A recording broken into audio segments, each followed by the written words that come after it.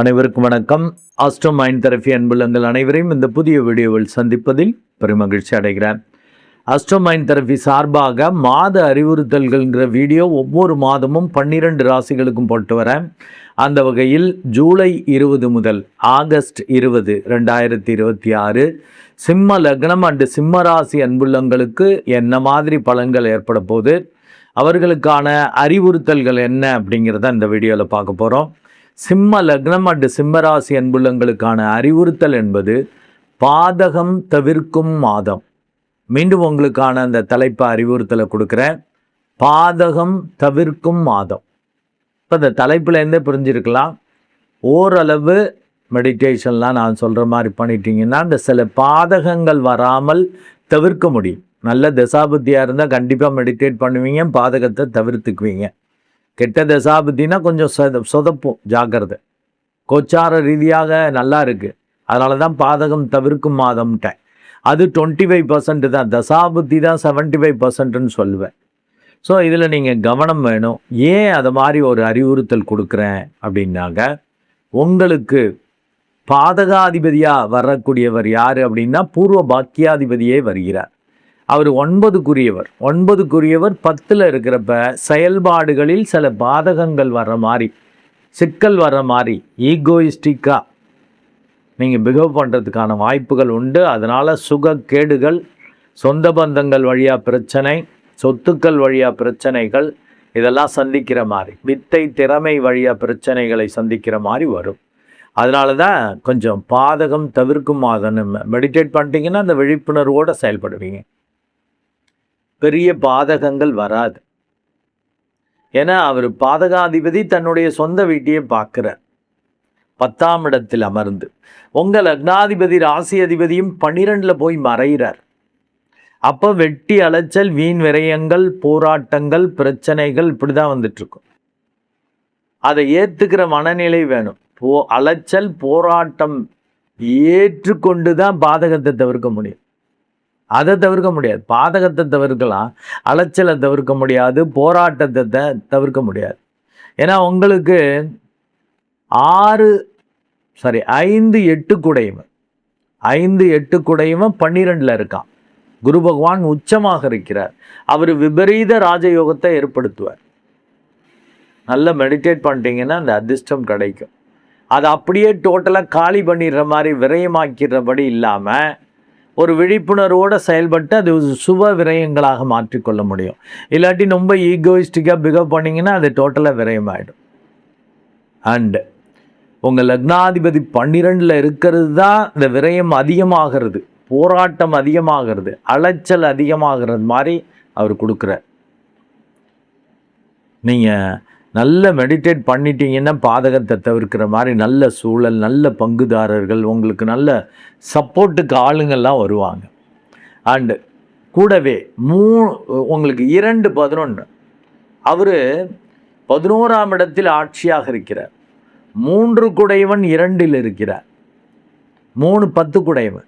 ஆக உங்கள் முயற்சி வழி, வேலை தொழில் வழி தன வருவாய் வரும். 2ஆம் இடத்ததிபதி 11ல் போய் ஆட்சியாக இருக்கிறது. 2, 11 குடையவன் ஆட்சி வக்ரம்ங்கிறது உச்ச பலனை கொடுக்கும். பெரிய அளவுக்கு நீங்கள் தன லாபத்தை எதிர்பார்த்து செஞ்சீங்கன்னா தான் சொதப்போம். வர்றது வரட்டும், நம்ம செய்கிறத பொறுப்பாக செஞ்சுருவோம், வேலையை சரியாக முடிச்சிருவோம் அப்படின்னு பண்ணுறப்ப பெரிய அளவுக்கு தன லாபங்கள் வரும். ஆச்சரியமாக இருக்கும். அந்த புதன் அஸ்தங்கதமாயிருக்கிறதால நீங்களே பெரிய மனுஷன், நீங்களே எல்லாம் முடிவெடுத்துக்கலான்னு பண்ணாமல் ஒரு லீடராக மாறிடுங்க. திறமை நீங்கள் தான் பெரிய ஆள். ஆனால் வயசில் பெரிய ஆள் இருப்பாங்க இல்லையா, நீங்கள் தான் அதிகாரியாக இருந்தீங்கன்னாக்கா திறமையில் பெரிய ஆளாக இருக்கிற ஆளுங்கள்ட்டெல்லாம் அனுசரித்து நடந்துக்கிட்டால் தான் பெரிய அளவுக்கு பாதகத்தை தவிர்த்துக்க முடியும். அது மெடிடேட் பண்ணால் தான் அந்த தன்மை வரும் உங்களுக்கு. இல்லாட்டி லக்னத்திலே இருக்கக்கூடிய கேது உணர்ச்சி வசப்பட்டு வெடுக்கு துடுக்குன்னு பேச வச்சு கெடுத்துருவார். ஏன்னா இவரும் நிழல் செவ்வாய் உங்களுக்கு பாதகாதிபதி, மோடுமுட்டித்தனம் திடீர்னு வெளிப்பட்டு சிக்கல் பண்ணும். அது மாதிரியே இந்த கேது பண்ணுவார். இப்போ கேது லக்னத்திலே இருக்கிறப்ப உங்களுக்கு எப்போ கோவம் வரும்னு தெரியாது, எப்போ பேசுவீங்கன்னு தெரியாது, வெடுக்குன்னு பேசி விட்டுருவீங்க. 3-10 கூடைய அந்த சுக்கிரன் இருக்கிற வரைக்கும் இன்னும் கொஞ்சம் கான்ஃபிடென்ட் தான் வரும். பார்த்துக்கலாம் எதுவாக இருந்தாலும் அப்படிங்கிற மாதிரி தன்மை வரும். சுக்கிரன் 1/8/2026 அப்புறம் சிம்மத்திலிருந்து கன்னிக்கு இடப்பெயர்ச்சி ஆகி நீச்சமாகிறார். அப்போ தைரிய தன்னம்பிக்கை குறைவு வரும். தொழில் வேலை ரீதியாக மரியாதை ரீதியாக ஒரு பதட்டம் ஒரு குழப்பம் வந்துடும். எங்கே பேர் கட்டுற போது பெரிய பிரச்சனையாகிட போகுது அப்படின்னு. நல்லா மெடிடேட் பண்ணிட்டீங்கன்னா நான் தான் தலைப்பை பாதகம் தவிர்க்கும் நேரம்ட்டனே. ஏன்னா பூர்வ புண்ணியாதிபதி பூர்வ பாக்கியாதிபதி நல்லா இருக்கார். இந்த செவ்வாயும் 4-8 வரைக்கும் தான் அவர் 10ஆம் இடத்துல இருக்கப்பார். அப்புறம் 11ஆம் இடம் வந்துடுவார். ஆக மெடிடேட் பண்ணிங்கன்னா அபரிமிதமான லாபம். பெரிய பாதகம் பிரச்சனை வராமல் ஈஸியாக தப்பிச்சிக்கலாம். ஏன்னா குரு பகவான் உச்சம் அண்டு பூர்வ பாக்கியாதிபதி 11ஆம் இடத்துல இருப்பார். பெரிய அளவுக்கு லாபம் இருக்கும். 11ஆம் இடத்ததிபதியான அந்த புதன் 6-8 வரைக்கும் அங்கே இருப்பார். 11ஆம் இடத்துல அபரிமிதமான லாபம் வரும். அடுத்து அவர் உங்களோட வந்து இணைவார். 12ஆம் இடத்துல இருக்கக்கூடிய இந்த உங்கள் லக்னாதிபதி சூரியனோடு இணைவார். அப்போ நிபுணத்துவம் உங்களிடமிருந்து வெளிப்படும் தான். அது பேரை கெடுத்துக்கிற மாதிரி இருக்கக்கூடாது. முறையற்ற வகையில் சில காரியங்கள் செஞ்சிடக்கூடாது. ஏன்னா 9ஆம் இடத்ததிபதியும் அஸ்தங்கதமாகிறப்ப இந்த நம்மளை 4 பேர் மதிக்கணும். என்னமோ சொல்லுவாங்கள்ல, உசுப்பேத்துறவங்கள்ட்ட உம்முன்னும் கடுப்பேத்துறவங்கள்ட்ட கம்முன்னு இருக்கணும்னு. அது மாதிரி இருந்தீங்கன்னா தப்பிச்சிருவீங்க. இல்லை உசுப்பேத்தி விட்டாங்கன்னு சொல்லி உணர்ச்சி வசப்பட்டு ஏதாவது பேசுனீங்கன்னா சிக்கல் ஆயிடும், பாதகம் வரும். அது மெடிடேட் பண்ணாதான் அந்த பாதகத்தை தவிர்க்க முடியும். கெட்ட தசாபுத்தினா மெடிடேட் பண்ண மாட்டீங்க, பாதகத்தை வரவழைச்சிக்குவீங்க. கண்டிப்பாக மெடிடேட் பண்ணுங்கள். 6-8/2026 அன்று 2 குடையமும் 12 போகிறப்ப பேரை கெடுத்துக்கிறது, தன லாபத்தை கெடுத்து கொள்வது அப்படிலாம் வரும். கவனம் தேவை. இந்த விபரீத ராஜயோகம் வரணுமா? விபரீத ராஜயோகம்னா என்ன? எதிர்பாராத வகையில் நன்மைகள் நடக்கிறது. பயந்து இதுக்கு சான்ஸே இல்லைங்கிறது சான்ஸ் ஆகும், மாறும். இது நடக்கவே நடக்காது, வாய்ப்பே இல்லை, 100% வாய்ப்பே இல்லைன்னு உங்கள் அறிவுக்கு உங்கள் திறமைக்கு உங்கள் இதுக்கு தோணும்.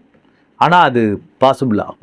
அதுதான் மிராக்கிள்ஸுங்கிறது. அதுதான் விபரீதமாக நடப்பது அப்படின்னு. நல்ல மெடிடேட் பண்ணிக்கங்க. இந்த லக்னத்தில் உள்ள கேது 7ல் உள்ள ராகு பெரிய அளவுக்கு சர்ப்பதோஷத்தை ஏற்படுத்தி நீங்களே முறிவு பிரிவுன்னு ஏற்படுத்துகிற மாதிரி பண்ணாதபடியும், ஃபஸ்ட்டு ஓகேங்கிறது அப்புறம் நாட் ஓகேங்கிறது. அப்போ என்ன இவன் பைத்தியம் மாதிரி பேசிகிட்டு இருக்கான்னு இப்போ ஓகேங்கிறான், அப்புறம் மறுநாள் வந்து வேணாங்கிறான், இப்போ ஓகேங்கிறான், சொல்கிறதுக்கு மாறாக செயல்படுறான் அப்படின்லாம் மற்றவங்க பேசுகிற மாதிரி ஆகும். அது லக்னத்தில் உள்ள கேது உங்களை ஞான கிறுக்கனாக மாற்றிடுவார். இதே மெடிடேட் பண்ணிங்கன்னா ஈகோ அற்ற தன்மையில் இருப்பீங்க. ஒரு ஞானி போல் பிஹேவ் பண்ணுவீங்க. உள்ளுணர்வு சொல்லும், அப்படியே செய்வீங்க, சிரிப்பீங்க. மற்றவங்க திட்டினா கூட தெரியாது. இந்த ஒரு சமநிலையில் உங்களுக்கு இருக்கும். இந்த சனி பகவான் 27/7/2026 அன்று ஒரு 7 நாள்லேயே அவர் வக்ரம் பெறார். அது உங்களுக்கு கொஞ்சம் நல்லது. அஷ்டம சனியால் பெரிய அளவுக்கு பேரை கெடுத்துக்கிட்டு மரியாதையை கெடுத்துக்கிட்டு அசிங்கப்பட்டு அவமானப்பட்டு கஷ்டப்பட்டு துன்பப்பட்டுன்னு எல்லாம் பட்டுன்னு நெகட்டிவாக பட்டுக்கிட்டு இருந்தவங்க இப்போ கொஞ்சம் ரிலாக்ஸ் ஆவீங்க. ஒரு 7 நாள் கடந்த பிறகு 27/7/2026 அன்று அவர் வக்ரம் பெறுறது உங்களுக்கு பெரிய ப்ளஸ்ஸு. எது வகையிலெல்லாம் பிரச்சனைகள் வந்துச்சோ அதெல்லாம் வந்து ஆச்சரியமான மாற்றங்களை கொடுக்கும். இருந்தாலும் வக்ரம் பெற்ற கோல் ஒரு குடிகாரரை போல் பிஹேவ் பண்ண வைக்கும்னு நான் சொல்லுவேன். அதனால் உங்களுக்கு சனி பகவான் யார்? 6-7 குடைவன். நல்லபடியாக காரியம் முடிஞ்சிடும்னா கெட்டு போயிடும். ஐயோ கெட்டு போட போகுதுன்னு பயப்படுவீங்க, அது நல்லபடியாக முடியும். இந்த ஆள் ரொம்ப நல்ல ஆள், நம்ம சொல்கிறத கேட்கக்கூடிய ஒரு அடிமை மாதிரி அன்பானவன், நம்ம மேலே அப்படி ஒரு அன்பு இருக்குது, பக்தி இருக்குது, பணிவு இருக்குது அப்படின்னு நினைப்பீங்க. அது மாறாக இருப்பான். முரட்டு பயலாக கொஞ்சம் அவனை புரிஞ்சிக்க முடியாதபடி, ஒரு பணிவை காட்டாதபடி ஒரு மாதிரி இருக்கக்கூடியவன் அவன் நல்லவனாக இருப்பான். அதுதான் இந்த சனி பகவான். சனி பகவானாலே கீழே உள்ளவங்க வேலைக்காரர்கள் அவங்களாம், அவங்க வழியாக தான் இப்போ பெரிய அளவுக்கு நன்மைகள் ஆச்சரியங்கள் வரும். நீனாப்பா செஞ்ச ஒன்னாலேயே அந்த அளவுக்கு பேர் கிடச்சிச்சு, வருமானம் கிடச்சிச்சின்னு ஆச்சரியப்படுற மாதிரி சாதாரண ஆட்கள் உங்களுக்கு அப்படி உதவி செய்வார்கள். 27/7/2026 அப்புறம் நல்லா மெடிடேட் பண்ணிக்கங்க. அவங்களையும் பகைச்சிக்க மாட்டீங்க. அவங்க கூடயும் இணைந்து செயல்படுற மாதிரி பண்ணிக்குவீங்க. உங்களுக்கு பெரிய அளவுக்கு இந்த பூர்வ புண்ணியம், பூர்வ பாக்கியம் பாசிட்டிவாக விபரீத ராஜயோகத்தை கண்டிப்பாக ஏற்படுத்தும் மெடிடேட் பண்ணால். அல்ல நான் ஈகோவா, நான் வந்து சூரியன், நான் ஒரு பெரிய ஆள், நான் சிம்ம லக்னம், சிம்ம ராசி, எனக்கு எல்லாம் முடியும், நான் என் பரம்பரை என்ன தெரியுமா, என் திறமை என்ன தெரியுமா, என் பரம்பரை என்ன தெரியுமா, அப்படி இப்படின்னு ரொம்ப வாய்ச்சவடால் தேவையில்லாத பேச்சுக்கள் சிக்கல்கள் பண்ணிங்கன்னா வம்பு. ஏன்னா சுக்கிரனும் 1/8/2026 அன்று சிம்மத்திலிருந்து கன்னிக்கு இடப்பெயர்ச்சியாகி நீச்சமாகிறார். ஏதாவது பேசி வீக்காக அவங்க தைரியம் தன்னம்பிக்கை இப்படி பேசிட்டோமே தப்பாக போயிடுச்சே அப்படிங்கிற மாதிரிலாம் வரும், ஜாக்கிரதை. அதனால் உங்களுடைய தன்னம்பிக்கை குறையும், அந்தஸ்து மரியாதை குறைகிறபடி ஆகிடும். ஏன்னா அந்த சுக்கிரன் உங்களுக்கு 3/10 குடையும்.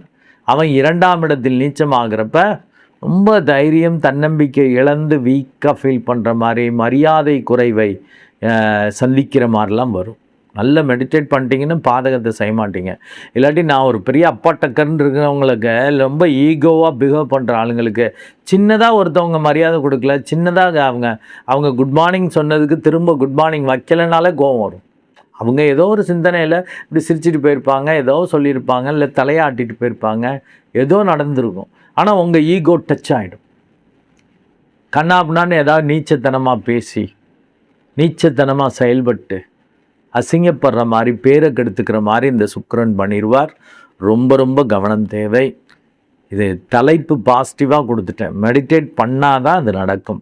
இது மாதிரிலாம் நடக்க வாய்ப்பு இருக்குது. நல்ல தசாபுத்தின்னா அப்படி இருந்தால் கூட நீங்கள் அந்த விழிப்புணர்வோடு செயல்பட்டு தப்பிச்சுக்குவீங்க. ஏன்னா சூழல் கெட்டதாக வந்தாலும் இறுதி வெற்றி இருக்கிற மாதிரி தசாபுத்தி பண்ணிடும். இதே கெட்ட தசாபுத்தின்னாக்கா வம்பு. மெடிடேட் பண்ணால் தான் தப்பிக்க முடியும். இல்லாட்டி பாதகம் தவிர்க்கும் மாதம்ட்ட அது முறையற்ற வகையில் செயல்பட்டு தவிர்த்தீங்கன்னாக்கா அதோட பின்விளைவுகளை நீங்கள் சந்திக்கிற மாதிரி தான் வரும். அது மாதிரியும் வாய்ப்பு இருக்குது. ஏன்னா எல்லாம் யோகத்தை கொடுக்கக்கூடியவங்களாம் மறைந்து விபரீத ராஜயோகத்தெல்லாம் ஏற்படுத்துகிறார். ஒரு ஒழுங்கற்ற மதிப்புக்குரிய நேர்மையான ஒரு அந்த முறையில் நீங்கள் சரி பண்ணியிருந்தீங்கன்னா தான் நல்லது.